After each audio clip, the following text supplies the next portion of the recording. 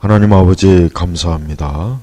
오늘 기독교 강요와 또 성경 공부를 통해서 우리에게 하나님을 더욱 경외하며 사랑하는 거룩한 진리의 말씀과 또 교리를 통해서 주여 우리를 더욱 주님께 가까이 이끌어 주시고 이 어둠과 죄악이 많은 세상에서 또 지혜와 또 참된 선과 의로운 그런 삶을 살 수 있도록 인도하옵소서.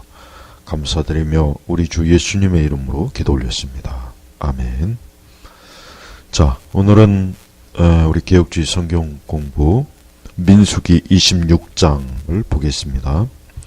자, 민수기 26장은 우리가 이제 알다시피 민수기라고 하는 그 명칭 자체가 백성들의 숫자를 센다는 그런 의미죠. 근데 이 민수기 26장에는 하나님께서 다시 한번 민수기 1장에서도 그랬지만 민수기 26장 2절에는 하나님께서 다시 한번 이스라엘 자손 온 회중의 수를 조사하라는 그러한 말씀을 그러한 그 하나님의 명령을 하나님께서 그 아론의 아들 엘르아살에게 지금 명령을 하십니다. 그런데 이제 전반적으로 이제 민수기 26장에서 이제 각 지파별로 12지파별로 이제 이렇게 숫자를 세는데 민수기 그 1장에서 숫자를 센 것과 민수기 26장에서 숫자를 센 것과는 차이가 있습니다. 어떠한 차이가 있냐면 민수기 26장에서 이제 이스라엘 그 백성의 숫자를 셌습니다. 특별히 이제 20세 이상의 그 남자의 숫자를 셌어요. 가문별로. 근데 민수기 26장은 민수기 1장보다 숫자가 한 1820명이 이제 감소가 되었습니다. 그러니까 민수기 1장에서 백성들의 숫자를 셀 때하고 민수기 26장에서 백성들의 숫자를 셀 때하고 숫자가 차이가 나죠. 감소가 됐습니다. 그 감소가 된 이유가 뭐냐면 이스라엘 백성들이 결국은 하나님의 심판으로 인해서 결국은 그 숫자들이 줄어든 겁니다. 더 늘어난 것이 아니라 줄어든 것입니다. 그러니까 하나님 앞에서 이스라엘 백성들이 번성하지 못했다는 거죠. 왜 번성하지 못했냐? 하나님 앞에 죄를 지으니까 하나님께서 저들을 심판하고 저들의 생명을 고독하시니까 당연히 번성하지 못하는 것입니다. 이렇게 사람은 하나님 앞에 죄를 지으면 번성할 수가 없습니다. 이게 영적인 원리입니다. 우리 그리스도인들도 마찬가지입니다. 우리 그리스도인들도 하나님 앞에 죄를 지으면 어떤 면이든지 좋을 일이 없습니다. 절대 좋을 일이 없어요. 우리가 알다시피 민수기 그 성경 공부하는 동안 보면 알겠지만 아무리 하나님의 선민이요 하나님의 백성일지라도 하나님의 뜻을 불순종하고 하나님의 뜻을 거스르면 어떻게 됩니까? 하나님께서 그들에게 심판을 하시고 그들의 생명을 거둬가십니다. 그러니까 왜 민수기 26장에서 왜 이스라엘 백성들의 숫자를 세보니까 민수기 1장에서 숫자를 셌던 그 당시와 비교할 때 왜 숫자가 줄었느냐? 다른 게 아니라 결국은 하나님의 그 거룩하신 뜻, 말씀, 계명을 불순종했기 때문에 하나님께서 이스라엘을 어때요? 번성케 하지 못하게 하신 거예요. 우리는 이러한 의미를 잘 알아야 됩니다. 그래서 성경에 왜 하나님께서 민수기 1장 그때와 민수기 26장의 숫자를 왜 성경에 기록해 놨느냐? 이걸 통해서 우리로 하여금 우리 신약교회가 보게 하는 것이에요. 깨닫게 하는 거예요. 그러니까 너희도 이와 같이 하나님 앞에서 합당하지 못하고 하나님의 뜻을 거스르면 너희도 번성할 수가 없다. 너희도 하나님께로부터 좋은 것을 얻지 못하고 오히려 책망과 오히려 뭡니까? 우리의 모든 삶 속에 온전치 못한 오히려 참 원치 않는 그러한 것들이 우리 환경이나 우리 삶에 온다는 것입니다. 여호수아 갈렙은 그러니까 모세는 가나안에 들어가지 못했죠. 모세는 가나안에 들어가지 못했습니다.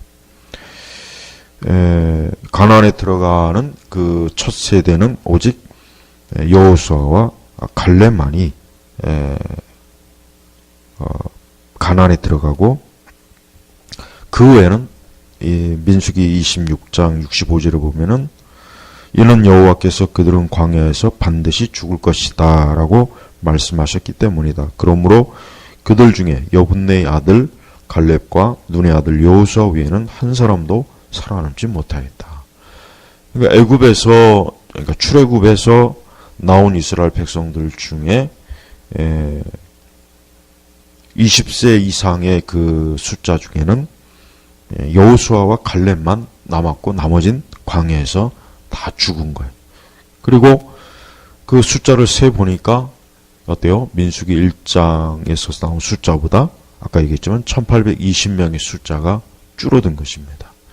그래서 하나님께서는 이와 같이 이스라엘 백성들이 가나안에 이제 입성하기 전에 다시 한번 어때요?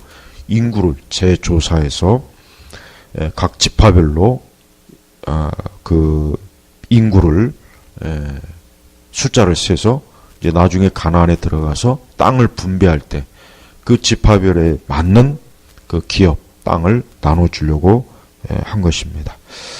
자, 우리는 이렇게 이제 민수기가 이제 거의 다 이제 끝나갑니다. 민수기가 거의 다 이제 끝 무렵에 이제 계속 이제 나가오는데, 우리는 이제 하나님께서 이스라엘 백성들이 광야에 있을 동안 분명히 하나님은 함께 했어요.